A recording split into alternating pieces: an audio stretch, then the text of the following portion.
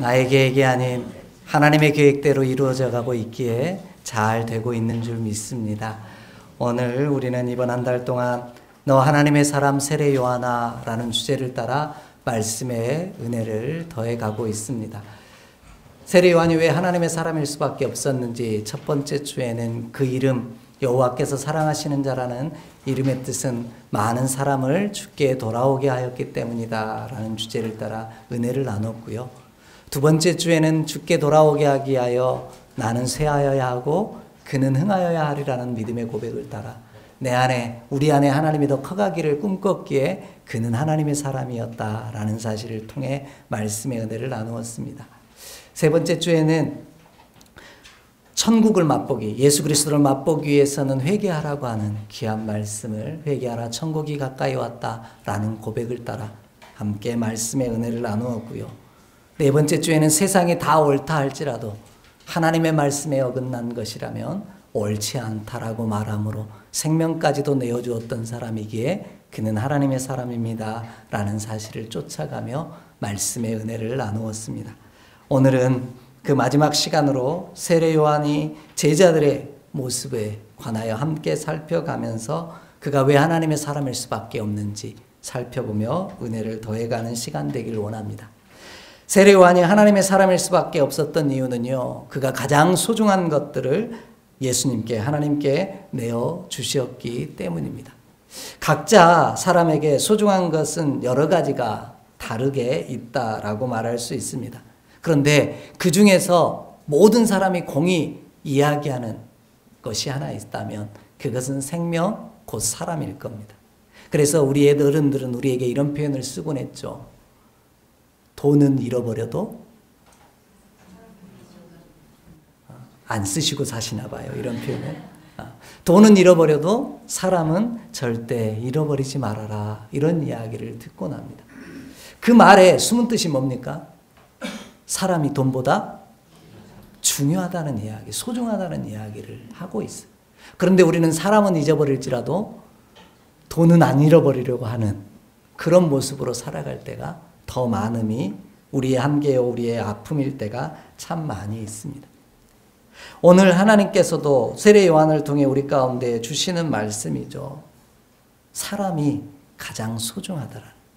오늘 세례 요한이 하나님의 사람일 수밖에 없는 건 그의 가장 소중한 사람들을 예수님께 내어주는 자였기 때문이다 라고 먼저 결론부터 이야기를 드리게 되어집니다. 왜냐하면 성경이 기록하고 있는 가장 소중한 것, 그것은 사람을 내어주는 것이요 사람을 얻는 일이다 그렇게 말씀하고 계시기 때문입니다. 우리 말씀 한 절을 좀 찾아 읽어보겠습니다. 하나님께서 사람이 얼마나 소중한 존재인지를 이렇게 설명하십니다. 마태복음 18장 14절의 말씀입니다. 마태복음 18장 14절의 말씀입니다.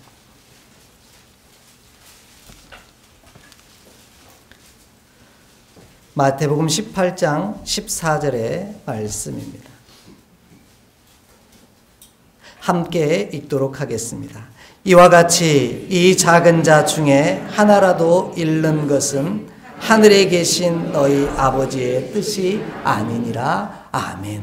가장 작은 하나라도, 이 작은 생명 하나라도 잃어버리는 것을 하나님은 원하지 않으신다. 그렇게 말씀하셨어요. 그만큼 생명, 사람이 뭐하다는 거예요? 소중하다라는 이야기를 하고 계신 거예요. 이 말씀은 그냥 입술로만 선포된 말씀이 아니라 그의 삶을 통해 하나님의 모습을 통해 더 분명하게 우리 가운데 들려옵니다. 그게 요한복음 10장의 말씀입니다. 우리 요한복음 10장 말씀 함께 좀 찾아 읽겠습니다. 요한복음 10장 16절로 17절의 말씀입니다. 선한 목자의 비유에 나오는 고백인데요. 16절, 17절 우리 한 목소리로 합독하도록 하겠습니다.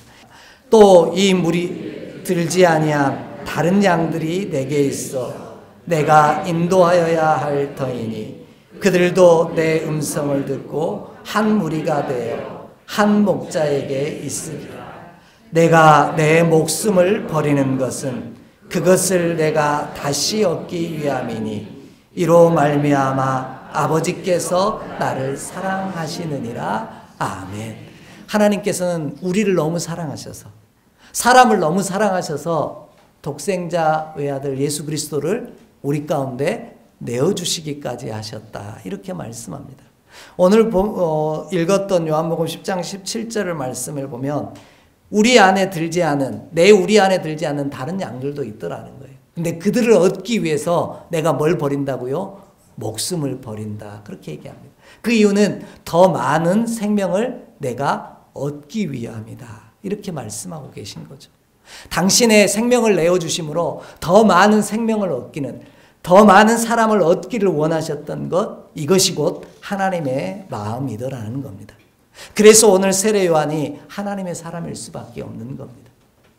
그의 가장 소중한 사람을, 그의 가장 곁에서 함께했던 제자를 하나님께, 예수님께 드렸던 사람이기 때문입니다. 오늘 바라고 원하는 소망은요, 저와 여러분도, 우리도 나의 제자를 삼는 것이 아니라 예수님께서 사랑하시는 이들 곧 사람들을 제자로 하나님께 드리는 우리 모두가 되어지기를 간절히 소망합니다. 그럴 때 저와 여러분도 세례 요한처럼 하나님의 사람이 되어지는 놀라운 복을 이루게 하실 줄 믿습니다. 그 모습을 오늘 본문을 통해 아주 구체적으로 함께 살펴보고자 합니다.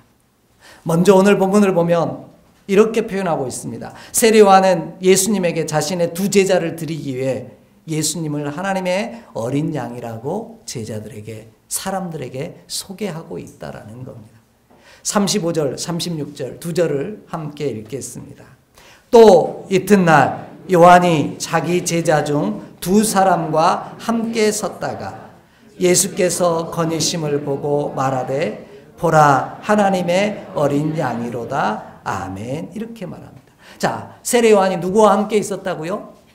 두 제자와 함께 있었습니다. 중요한 표현입니다. 두 제자와 함께 있었다는 말이에요. 그러면 이 제자는 누구의 제자입니까? 세례 요한의 제자라는 말이에요. 세례 요한이 스승이고 랍비고 두 제자는 세례 요한의 제자라는 말이에요. 근데 그 두 제자와 함께 있는데 세례 요한이 거니시는 예수님을 보고 뭐라고 얘기했다고요? 하나님의 어린 양이다. 그렇게 말했다는 거예요. 그런데 앞에 또 다른 표현 하나가 있어요. 또 이튿날 이렇게 되어 있어요. 이튿날이라는 말은 또 이튿날도 세례 요한이 예수님을 보고 하나님의 어린 양이다 말했다면 그 앞전 날도 뭐 했다는 뜻이에요? 얘기했다는 뜻이 되어지는 거예요. 그 앞에 날은 좀 대상이 다릅니다. 본문 29절 말씀 이하를 보면은 세례 요한이 세례를 베풀고 있는데 예수님께서 세례를 받으시려고 나오셔요. 그러니까 세례를 베풀 수 없다라고 이야기하면서 예수님을 향해 뭐라고 얘기하냐면 보라 세상 죄를 지고 가는 하나님의 어린 양이다. 이렇게 고백했다는 거예요. 그거는 세례 요한의 제자가 아닌 그냥 수많은 사람들 앞에서 한 얘기니까 그렇다 치겠습니다. 그런데 오늘은 그의 수제자 2명 앞에서, 그가 아끼는 두 제자 앞에서 예수님을 향해 뭐라고 얘기한 거예요? 하나님의 어린 양이다. 이렇게 말하고 있는 거예요.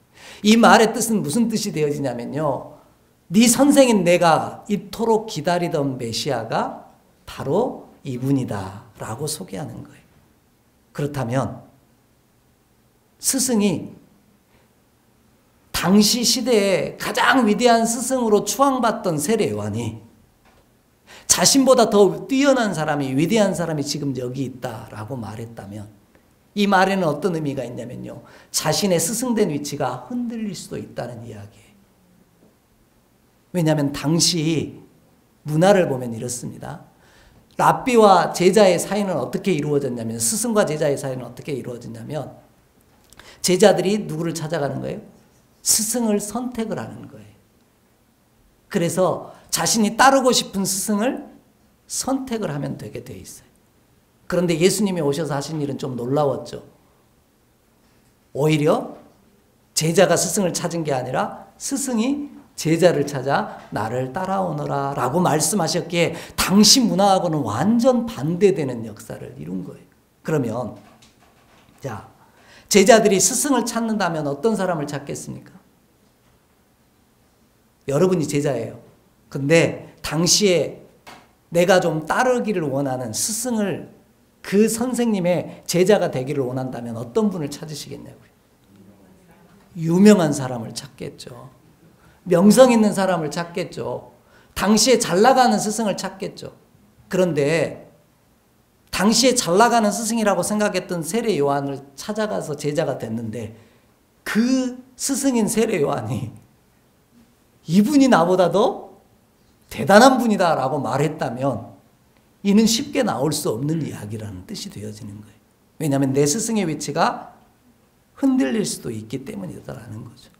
그런데도 세례 요한은 뭐라고 얘기하는 거예요? 보라, 감탄사까지 사용하면서 그가 하나님의 어린 양이라고. 나보다 더 뛰어나신 분이고, 나보다 더 주목받아야 하실 분이고, 나보다 더 존귀하신 분이다 라고 소개하고 있다라는 거예요. 쉽지 않은 고백이라는 겁니다. 왜냐하면 우리는 다 우리가 주목받기를 원하고 살아갑니다. 내가 인기를 얻기를 원하고요. 내가 사랑받기를 원하고요. 다 내가 높임바 되어지기를 원하며 살아갑니다. 그런데 도리어 세례 요한은 자신보다 더 높은 자가 있다라고 오늘 소개하고 있는 거예요. 아니, 그냥 예수님이 하나님께서 약속하신 메시아라고는 사실을 세례 요한이 알았다면 굳이 말 안 해도 됐을 거예요. 속으로만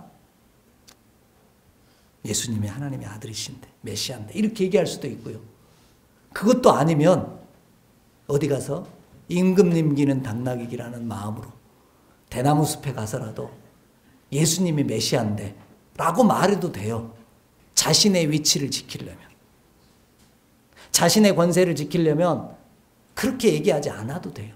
그런데 자신을 따르는 두 제자 앞에서 이 엄청난 고백을 하고 있다라는 거예요. 이 말씀을 저와 여러분이 가볍게 여기지 않았으면 좋겠습니다. 우리가 내 곁에 있는 나를 따르는, 내가 진짜 믿음에 신실한 사람이라고 나를 따르는 사람 앞에 아니야, 이분이 진짜야 라고, 이분이 진짜 하나님의 자녀야, 하나님의 사람이야 라고 말할 수 있느냐라는 거예요. 결코 쉽지 않은 고백이고 선언이더라는 겁니다. 하지만 세례 요한이 하나님의 사람일 수 있는 이유가 바로 여기에 있는 거예요. 나보다 더 뛰어나신 분이시오, 나보다 더 위대하신 분이시오, 이제까지 기다렸던 메시아가 바로 이분이시라고 하나님을 높이는 놀라운 사건이 오늘 말씀 속에 세례 요한의 모습 가운데 온전히 담겨 있더라는 겁니다. 바로 세례 요한은 자신의 제자들에게 메시아를, 진짜 스승을 소개하고 있는 모습이 오늘 본문의 내용이 되어지더라는 거죠. 그가 이와 같이 하나님의 사람일 수 있는 이유는 성경에 기록된 위대한 사람들이 이처럼 하나같이 예수님을 곧 메시아로 소개하는 사람으로 남아있기 때문입니다. 성경에 예수님의 12제자보다 더 많은 신약 성경을 기록한 사람이 사도 바울이라고 하는 사람입니다. 그런데 사도 바울이 자신을 이렇게 말함으로 예수님을 소개하는 사람이라고 자기를 표현합니다. 우리 함께 찾아 읽어보겠습니다. 고린도후서 11장 2절의 말씀입니다. 고린도후서 11장 2절의 말씀입니다. 내가 하나님의 열심으로 너희를 위하여 열심을 내노니 내가 너희를 정결한 처녀로 한 남편인 그리스도께 드리려고 중매함이로다. 아멘. 여기까지만 읽겠습니다. 사도 바울은 자신을 뭘로 표현하고 있어요? 중매쟁이로 표현하고 있어요. 누구에게 누구를 소개하는 사람으로요? 그가 사랑했던 사람들을 예수 그리스도에게 소개하는 사람으로 자기를 설명하고 있다는 거예요. 그래서 나는 위대한 사도가 아니라 뭐에 불과하다? 중매쟁이에 불과하다. 그렇게 고백하고 있다는 거죠. 그래서 사도 바울이 위대한 하나님의 사람일 수밖에 없는 겁니다. 자기는 그저 예수님을 소개하는 사람에 불과하다. 그러므로 내가 주목받는 것이 아니라, 내가 존귀함을 얻는 것이 아니라 나로 인해 누가? 예수 그리스도가 존귀함을 받기를 원했던 사람, 그가 사도 바울이에요. 그래서 그가 하나님의 사람일 수밖에 없는 겁니다. 이뿐만이 아니죠. 저와 여러분이 잘 알고 있는 요한복음 4장을 보면 수가성 우물가에서 만난 사마리아 여인에 관한 기록이 나옵니다. 그는 사람들을 만나기 싫어서 한낮에 물을 뜨러 갔던 사람입니다. 그런데 예수님을 만나고 나서 그가 제일 먼저 한 일이 뭡니까? 물동이를 버려두고 마을로 들어갑니다. 그리고 나서 한 얘기가 뭐냐면 내가 오늘 그리스도를 만났다. 이렇게 고백합니다. 그런데 오늘 본문 41절을 보면 그리스도는 번역하면 메시아다. 이렇게 돼 있으니까. 결국 뭘 만났다고 소개하고 있는 거예요? 메시아를 내가 만났다. 이렇게 소개하고 있는 거예요. 우리가 알기로는 이방인에게 처음 복음을 전한 이방인의 사도를 누구라고 알고 있어요? 사도 바울이라고 알고 있습니다. 그런데 성서학자들은 사도 바울보다 먼저 이방인에게 복음을 전한 사람이 있다라고 설명합니다. 그가 누구냐면 사마리아 사람이에요. 이 여인이었던 거예요. 왜냐하면 사마리아 성에 들어가서 내가 메시아를 만났다고 복음을 전했으니까. 에디오피아 내시에게도 복음을 전한 빌립보다 먼저 주님을 만나고 이방인에게 복음을 전했던 사람, 그가 바로 수가성 우물가의 사마리아 여인이었다라는 거예요. 그 또한 뭐하는 사람에 불과했어요? 예수님을 소개하는 사람으로 남아 있었다라는 겁니다. 그래서 그가 그 믿음을 기억하게 되어지고 그 믿음의 복됨을 우리 가운데 성경은 전해주고 있더라는 겁니다. 그러므로 바라고 원하는 소마, 저와 여러분도 사랑하는 이들을 내 제자, 소중하게 내 곁에 두어야 할 제자마저도 예수님에게 소개할 수 있는 소개자로 살아가는 우리 모두가 되기를 간절히 소망합니다. 그럴 때 나는 하나님의 사람이 되어질 줄 믿습니다. 우리 맨날 이야기하잖아요. 다 다니엘처럼 하늘에 별과 같이 빛나기를 원해요. 근데 그 앞에 조건이 붙였잖아요.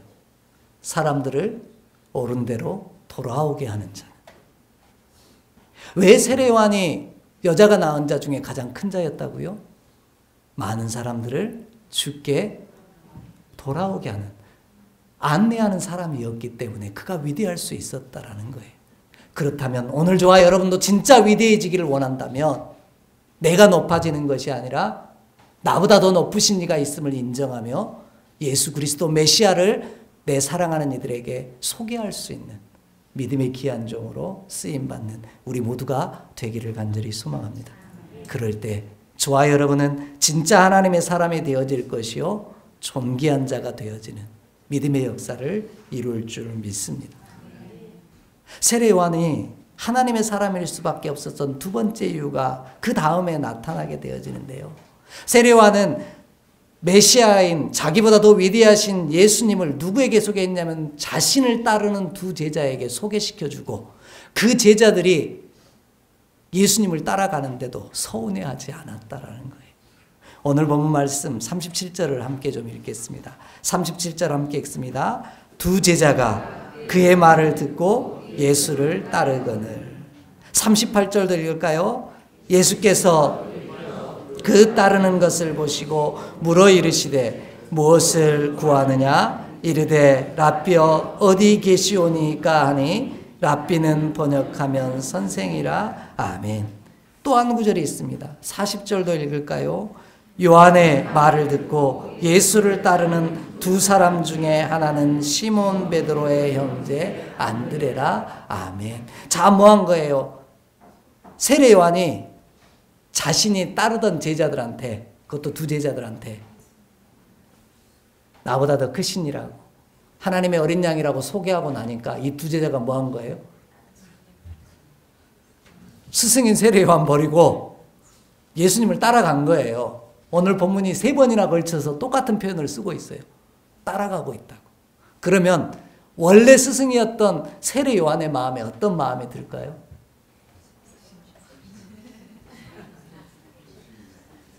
제가 못돼 먹은 제가 세례 요한 같았으면 완전 뿔났을 거예요. 속상하기도 하고요.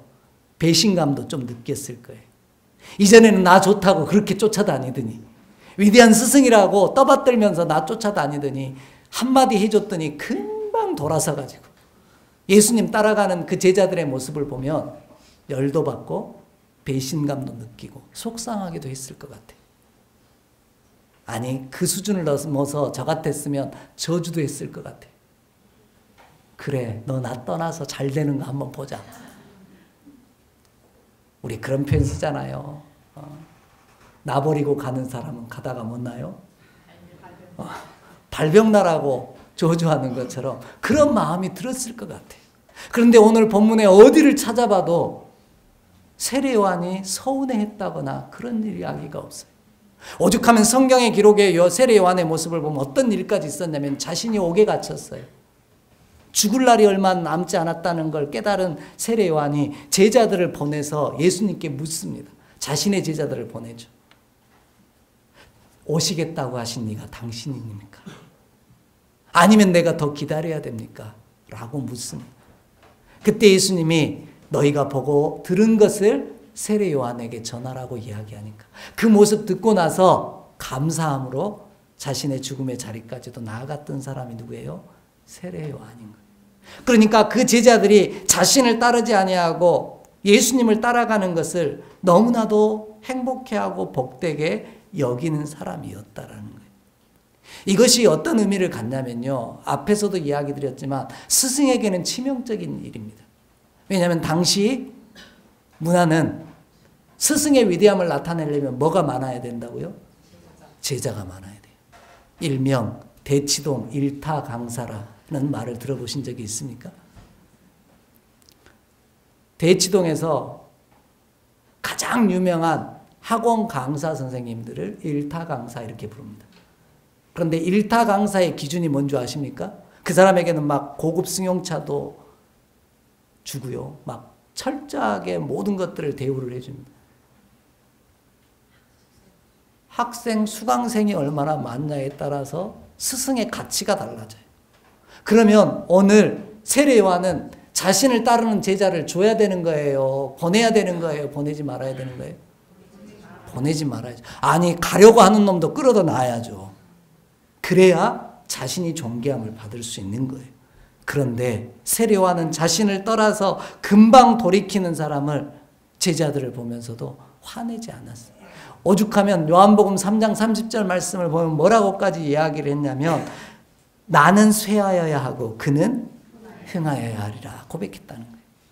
이 말을 다시 표현하면 이런 거예요. 나는 지는 태양이고 예수님은 뜨는 태양이야. 그 말은 너 나 곁에 있지 말고 예수님 곁으로 가. 이 말이 되어지더라는 거죠. 그러면 세례 요한에게 그 제자들은 소중한 사람이 아니었을까요? 아니요. 소중한 존재들이었다는 거예요. 그런데도 보냈다라는 거죠. 예수님을 소개함으로 오히려 자신들을 예수님의 소개자가 되어지는 귀한 역사를 이뤘다는 겁니다. 가게를 운영하는 분들이 왜 주일날 문을 닫고 가게 문을 닫고 쉬는 날 가게 문을 닫는 걸 두려워하는 줄 아십니까? 손님 떨어질까 봐요? 아니요. 좀 더 정확하게 표현해야죠. 단골 떨어질까 봐 못하는 거예요. 돈이 떨어지는 게 아니라 사람이 내 곁을 떠나갈까 봐가 제일 두려운 거예요. 사람이 느끼는 불안감 중에 사람이 내 곁을, 소중한 이들이 내 곁을 떠나가는 것처럼 불안함을 느끼는 게 없어요. 그런데 오늘 이 세례 요한은 뭘 한 거냐면 가게로 비유하자면 이런 거예요. 우리 집 가게보다 예수님 가게가 더 좋다라고 설명하고 있는 거예요. 그러니까 우리 집에 있지 말고 그 집 가서 물건 사라고 이야기하고 있는 거예요. 쉬운 고백이냐라는 거예요. 자신은 쇠할지라도 예수 그리스도가 메시아가 흥하기를 원했던 세례 요한의 고백이 그래서 그들의 삶에 그리스도의 푸른 계절이 오기를 기대했던 사람. 그러기에 그는 위대한 하나님의 사람일 수 있었다라는 거죠. 그래서 세례 요한을 이야기할 때 주의 오실 길을 예비하는 자라 이렇게 표현하는 거예요. 그래서 이달의 찬양이 뭐예요? 꽃들도가 될 수밖에 없었던 거예요. 오늘 저와 여러분, 우리가 진짜 스승인 예수 그리스도를 소개하는 그에게 내 사랑하는 이들을 안내하고 길을 열어주는 축복의 사람이 되기를 간절히 원합니다. 그럴 때 내가 뭐가 되냐면 축복의 통로가 되는 거예요. 왜냐하면 나를 통해 구원을 얻는 역사가 벌어졌기 때문이죠. 성경은 이와 같은 사실을 너무나 중요하게 강조하며 다루고 있습니다. 오죽하면 율법이 온 목적도 여기에 있다라고 이야기합니다. 갈라디아서 3장 24절 함께 좀 찾아 읽습니다. 갈라디아서 3장 24절 말씀입니다. 이같이 율법이 우리를 그리스도께로 인도하는 초등교사가 되어 우리로 하여금 믿음으로 말미암아 의롭다함을 얻게 하려 함이라. 아멘. 이렇게 말씀하십니다.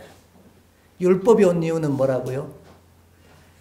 그리스도에게 우리를 인도하기 위함이라는 거예요. 초등교사로 되어 있는데 옛날 개역 한글 성경은 이걸 뭐라고 하냐면 몽학선생이다 이렇게 나와 있죠.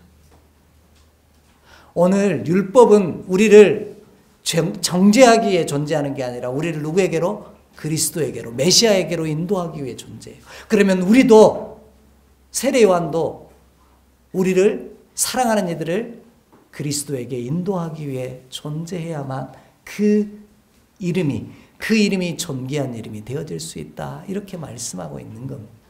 오늘 저와 여러분을 통해 사랑하는 이들이 그리스도에게로 이끌림을 받는 귀한 역사를 이루기를 간절히 소망합니다. 그 두 지체자의 이름이 오늘 본문에 등장합니다. 저와 여러분이 다 아는 이름이에요. 오늘 본문 말씀 함께 읽겠습니다. 41절, 42절을 읽겠습니다.